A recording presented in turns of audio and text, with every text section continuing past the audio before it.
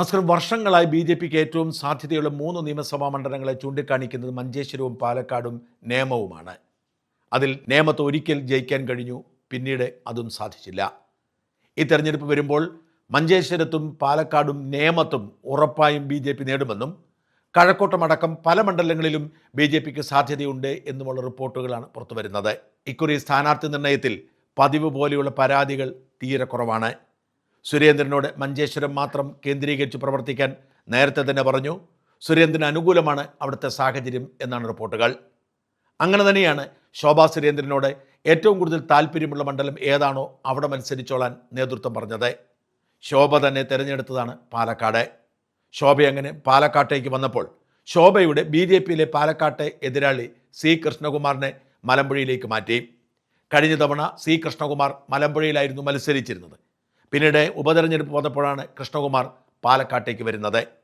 പാലക്കാട്ട് ഏറ്റവും സ്വാധീനമുള്ള ബി.ജെ.പി നേതാവ് സി കൃഷ്ണകുമാറാണ്.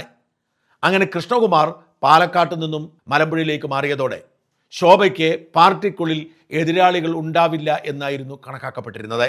എന്നാൽ ഇന്നലെ രാത്രിയിൽ നടന്ന സംഭവങ്ങൾ കാണുമ്പോൾ ശോഭയെ തോൽപ്പിക്കാൻ ബി.ജെ.പിക്കുള്ളിൽ പോലും ചില ഗൂഢാലോചന നടക്കുന്നില്ലേ എന്ന് സംശയിക്കേണ്ടിയിരിക്കുന്നു. രമേശ് പിഷാരടി എന്ന മികച്ച സ്ഥാനാർത്ഥിയെ നിലയ്ക്ക് നിർത്തി ശോഭാ സുരേന്ദ്രൻ അടിവെച്ച് മുന്നേറുകയാണ്. കോൺഗ്രസ് പാർട്ടി രമേശ് പിഷാരടിയെ സ്ഥാനാർത്ഥിയാക്കുമ്പോൾ ശോഭാ സുരേന്ദ്രൻ 1ാം ഘട്ട പ്രചരണം പൂർത്തിയാക്കിയിരുന്നു എന്നോർക്കണം. 2016 ശോഭ പാലക്കാട് മത്സരിച്ചിട്ടുള്ളതുകൊണ്ട് മണ്ഡലം സുപരിചിതമാണ്.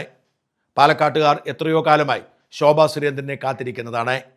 ശോഭ ജയിക്കണം എന്ന് ബി.ജെ.പിയെ ഇഷ്ടപ്പെടുന്നവർ മാത്രമല്ല, നാട്ടിലെ സാധാരണ മനുഷ്യർ പോലും ആഗ്രഹിക്കുന്നുണ്ട്. രമേശ് പിഷാരടി നല്ല സ്ഥാനാർത്ഥിയാണ് എന്ന് തീർത്തു പറയുമ്പോഴും ശോഭയെ എങ്ങനെ കൈവിടും എന്ന് ചോദിക്കുന്ന അനേകം പേരുണ്ട്. അങ്ങനെ ശോഭ വലിയ മുന്നേറ്റം നടത്തിക്കൊണ്ടിരിക്കുന്നതിനിടയിലാണ് പാലക്കാട് ഇന്നലെ ഒഴിവാക്കേണ്ടിയിരുന്ന ഒരു സംഘർഷം രൂപപ്പെട്ടത്. ശോഭാ സുരേന്ദ്രനെ ആർക്കും അങ്ങനെ ചെറുതായി കാണാൻ കഴിയില്ല.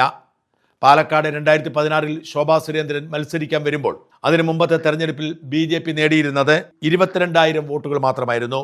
ശോഭ അത് ഇരട്ടിയാക്കി 40,000 ആക്കി 2ാം സ്ഥാനത്തേക്ക് എത്തി. ബി.ജെ.പിക്ക് വിജയസാധ്യതയുള്ള ഒരു മണ്ഡലമാക്കി മാറ്റി. ആറ്റിങ്ങൽ പാർലമെന്റിൽ മത്സരിക്കാൻ 2014 ശോഭാ സുരേന്ദ്രൻ എത്തുമ്പോൾ അതിന് മുമ്പത്തെ തെരഞ്ഞെടുപ്പിൽ അവിടുത്തെ ബി.ജെ.പി സ്ഥാനാർത്ഥി നേടിയത് കേവലം 90,000 വോട്ടായിരുന്നെങ്കിൽ ശോഭാ സുരേന്ദ്രൻ അത് 2,48,000 ഉയർത്തി. 2024 അതായത് കഴിഞ്ഞ തവണ ആലപ്പുഴയിലേക്ക് ശോഭാ സുരേന്ദ്രൻ മത്സരിക്കാൻ എത്തുമ്പോൾ കെ.എസ്. രാധാകൃഷ്ണൻ എന്ന മിടുക്കനായ ബി.ജെ.പി നേതാവ് അതിന് മുമ്പത്തെ തെരഞ്ഞെടുപ്പിൽ 1,87,729 വോട്ട് നേടിയത് ശോഭ 3 ലക്ഷമാക്കി ഉയർത്തി. അങ്ങനെ എവിടെ ചെന്നാലും വോട്ട് വാരിയെടുക്കുന്ന സ്വഭാവമുള്ള ശോഭ കേവലം 3,859 വോട്ടിന് മാത്രം നഷ്ടപ്പെട്ട പാലക്കാട് തിരിച്ചു പിടിക്കും എന്ന ആത്മവിശ്വാസത്തിൽ തന്നെയായിരുന്നു. ശോഭയ്ക്ക് മണ്ഡലത്തിൽ കിട്ടിയ സ്വീകാര്യത അങ്ങനെ തന്നെ വേണം നമ്മൾ കണക്കാക്കാൻ. ശോഭയെ സാധാരണക്കാർ കാണുന്നത് തങ്ങളുടെ പ്രതിനിധിയായാണ്. മതമോ ജാതിയോ സമുദായമോ നോക്കാതെ ശോഭയുടെ ഉശിരുള്ള നിലപാടിനെ സ്വീകരിക്കുന്നവരാണ് ഏറെയും. അതുകൊണ്ടാണ് ഇന്നലെ രാത്രിയിൽ പാലക്കാട് നടന്ന അനിഷ്ട സംഭവം ശോഭയെ സ്നേഹിക്കുന്നവരെ വേദനിപ്പിക്കുന്നതും എന്തിനാണ് ഇപ്പോഴും ചിലർക്ക് ശോഭയോട് ഇത്ര വിരോധമെന്ന് ചോദിക്കേണ്ടി വരുന്നതും. വടക്കന്തറ 51ാം വാർഡിലേക്ക് UDFന്റെ പ്രചാരണ വാഹനവും ആൾക്കൂട്ടവും പോവുകയാണ്.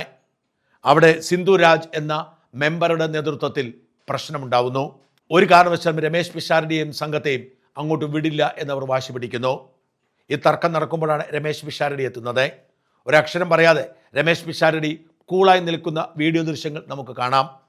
വടക്കന്തറ ബി.ജെ.പിയുടെ ഇടമാണ്, അവിടെ മറ്റാർക്കും പ്രവേശനമില്ല എന്ന തരത്തിലാണ് സിന്ധുരാജൻ ബഹളം വെച്ചത്. കോൺഗ്രസ് പ്രവർത്തകർ ഈ റോഡ് ആരുടെയും സ്വന്തമല്ല, ആർക്കും ആരുടെയും വീട്ടിൽ പോകാൻ അവകാശമുണ്ട്, കൗൺസിലർക്ക് അവരുടെ വീട്ടിൽ വരാൻ താല്പര്യമില്ലെങ്കിൽ അങ്ങോട്ട് വരില്ല, മറ്റൊരിടത്ത് പോകണമെന്ന് പറഞ്ഞപ്പോൾ സമ്മതിക്കില്ല എന്ന് പറഞ്ഞ് അവർ ബഹളം വെച്ചു. ഒരു പ്രശ്നമില്ല.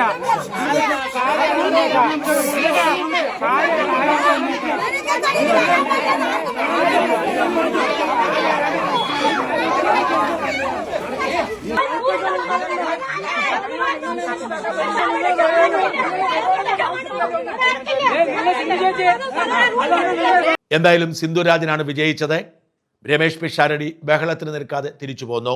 പക്ഷേ ആ സാഹചര്യം രമേശ് പിഷാരടിക്ക് അനുകൂലമായി മാറി, ശോഭാ സുരേന്ദ്രന് എതിരുമായി മാറി. ഇത് മുതലെടുക്കാൻ ഇടതുപക്ഷ സ്ഥാനാർത്ഥി പോലും രംഗത്തെത്തി. ആർക്കും എവിടെയും നടക്കാൻ സ്വാതന്ത്ര്യമുണ്ടെന്നും പാലക്കാടിന് അത്തരമൊരു സംസ്കാരമാണുള്ളത് എന്നും പറഞ്ഞ് ഇടതു സ്ഥാനാർത്ഥിയും രംഗത്തെത്തിയതോടെ ശോഭാ സുരേന്ദ്രനെ ഒറ്റതിരിഞ്ഞ് ആക്രമിക്കാൻ പലരും സോഷ്യൽ മീഡിയയിൽ സമയം കണ്ടെത്തുന്നു. അതുകൊണ്ടാണ് ചോദിക്കുന്നത്, ശോഭാ സുരേന്ദ്രൻ തോൽക്കണമെന്ന് വാശിയുള്ള ആരോ ആണ് സിന്ധുരാജിൻ്റെ പിന്നിൽ? അല്ലെങ്കിൽ പിന്നെ എന്തുകൊണ്ടാണ് ഇത്തരമൊരു സാഹചര്യം സൃഷ്ടിക്കാൻ, വഴി തടയാൻ നിങ്ങൾ ശ്രമിച്ചത്? ഇന്ത്യയിൽ എവിടെയും നടക്കാൻ ഏത് ഇന്ത്യൻ പൗരനും അവകാശമുണ്ട്. അത് തടയാൻ ആർക്കും അവകാശമില്ല.